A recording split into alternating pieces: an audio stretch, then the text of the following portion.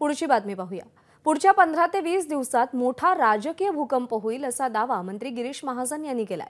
काल नाशिकमध्ये पार पडलेल्या यूथ फेस्टिवलमध्ये गिरीश महाजन यांनी राजकीय भूकंपाचे संकेत दिलेत आणि त्यावर ठाकरे गटाचे खासदार संजय राऊत यांची प्रतिक्रिया समोर आली आहे। पाहूया।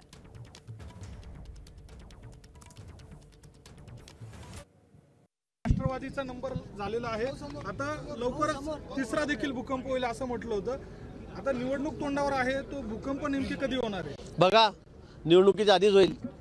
आपल्याला कळेल अजून काय काय होतंय, कुठल्या पक्षात काय काय घडतंय म्हणून।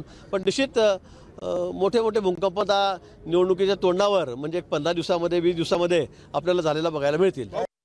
हा महाराष्ट्र आहे, जपान नाही रोज भूकंप व्हायला। हा महाराष्ट्र, जपान नाही भूकंप व्हायला।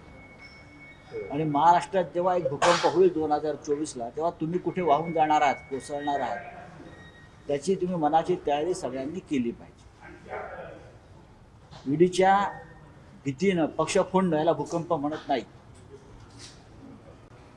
ईडीचा वापर करून विरोधकांवर धाडी घालणं आणि त्यांना तुरुंगात टाकणं याला भूकंप म्हणत नाही, त्याला डरपोकपणा म्हणतात। एबीपी माझा, उघडा डोळे बघा नीट।